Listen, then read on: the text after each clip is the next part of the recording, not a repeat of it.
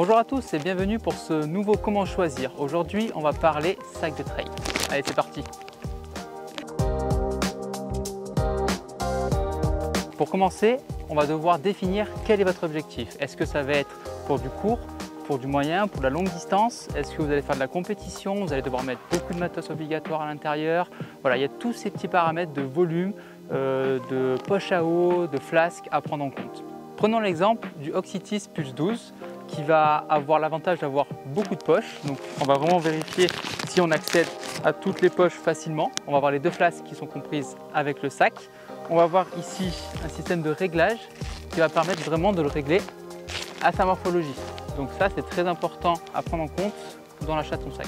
Donc c'est un sac de 12 litres qui représente un volume assez important, qui va être adapté pour l'ultra trail par exemple, ou même moins, qui peut plus, peut moins, donc il n'y a pas de souci là-dessus. C'est aussi un modèle qui va avoir beaucoup d'options. Donc comme je vous ai montré le serrage au niveau ici des côtes, on va avoir toutes les poches qui sont accessibles très facilement par l'avant. On va avoir un porte-dossard qui est inclus ici, porte-dossard aimanté, donc qui est vraiment pratique, on ne va pas venir percer son t-shirt pendant les courses. On va avoir un porte-bâton sur l'arrière, ici un porte-bâton qui va permettre justement de prendre et de mettre ses bâtons très facilement sans avoir à ajouter d'accessoires supplémentaires. Autre avantage des modèles Oxytis, c'est qu'ils sont déperlants.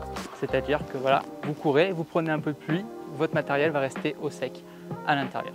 Au niveau de la tâche, on va retrouver ici un clip, tout ce qu'il y a de plus classique, facile à utiliser, facile à ajuster. On peut également porter les bâtons sous le bras, à l'avant du sac, grâce à ce système-là et à cet élastique ici. Ensuite, il va falloir essayer le sac. D'accord, c'est très important, il va falloir qu'il soit bien ajusté, qu'il termine juste au niveau des côtes flottantes. D'accord, s'il est trop grand, il va flotter en courant, donc c'est pas du tout agréable. Et s'il est trop petit, avec le chargement, vous allez vraiment compresser, vous n'allez pas pouvoir respirer et ça ne sera pas confortable non plus. Il faut également faire attention car on retrouve des sacs prévus pour les hommes, des sacs prévus pour les femmes. Ce qui va changer, ça va être une hauteur, la hauteur du dos. Ça va être aussi au niveau de la poitrine. Donc les flasques vont être positionnées un peu plus en dessous avec des pipettes rallongées pour vous permettre de boire sans avoir à aller chercher votre réserve d'eau.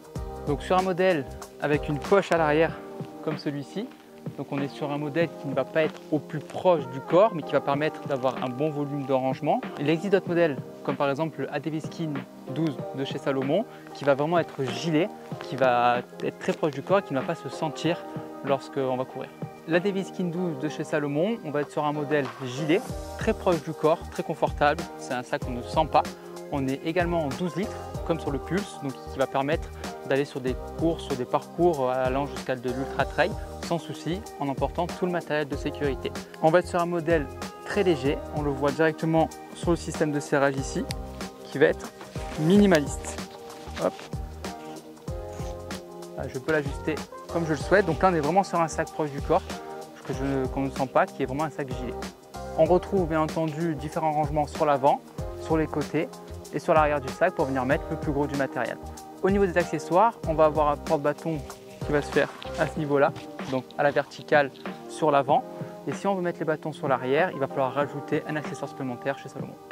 Si vous envisagez de partir sur des distances plus courtes, de courte à moyenne distance, vous pouvez très bien partir sur un volume plus petit, qui sera donc plus léger et qui vous permettra du coup de ranger juste le matériel qu'il vous faut pour vos distances sans avoir un trop gros volume qui va bouger et balloter un peu dans tous les sens pendant que vous allez courir.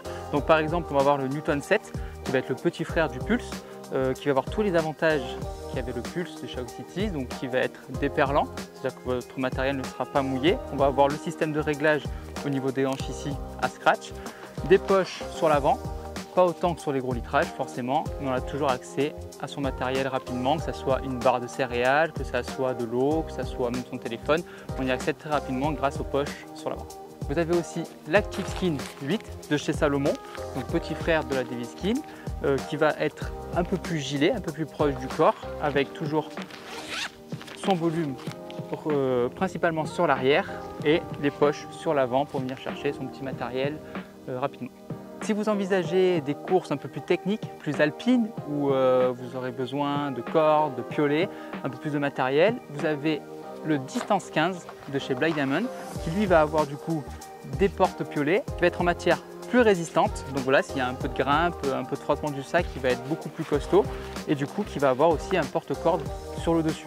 Donc là on est sur un sac un peu plus spécifique, un peu plus technique, vraiment pour de la montagne pure et dure. Alors il existe aussi des volumes beaucoup plus petits, comme du 2 litres par exemple, ou du 5 litres. Alors sur le 2 litres, ça va être juste des flasques sur l'avant et un gilet sur l'arrière sans rangement. C'est vraiment pour du très court, ou voilà, si on a envie d'aller faire un petit tour et d'avoir quand même un peu d'eau et un peu de réserve avec soi. Enfin pour terminer, il y a aussi d'excellents rapports qualité-prix, comme chez Impulse Outdoor. Vous avez des sacs de différents litrages, 12 litres ou 5 litres, qui vont vous permettre justement de répondre à toutes les demandes, qui vont être accessoirisés comme les grands, avec porte-bâton, sifflet, poche sur l'avant, poche sur l'arrière. Une dernière chose, il va falloir aussi vérifier si vos sacs sont vendus avec les flasques ou non. Certains modèles, comme chez Salomon, sont vendus déjà avec 2 flasques sur l'avant, chez Oxytis également. En revanche, chez Impulse, on n'aura pas les flasques, il faudra penser à les rajouter à côté. Alors le petit conseil que je peux vous donner, c'est d'avoir une réserve d'eau sur l'arrière et une réserve d'eau sur l'avant afin d'équilibrer votre sac, de ne pas avoir tout le poids d'un côté ou de l'autre, ce qui va vous permettre d'être beaucoup plus confortable. Pareil, pour tout ce qui est petit matériel, nutrition, essayez vraiment de le ranger à votre façon pour que vous y accéder facilement et ne pas avoir à enlever votre sac ou alors à réfléchir pour aller récupérer votre matériel pendant votre course. Le but c'est que ça soit accessible, cohérent pour vous et adapté à votre utilisation. J'espère que ce comment choisir vous aidera à trouver votre sac idéal pour votre prochaine sortie trail. En attendant, vous pouvez retrouver tous nos sacs et nos différents conseils sur le site chulanka.com. À bientôt sur les chemins de trail.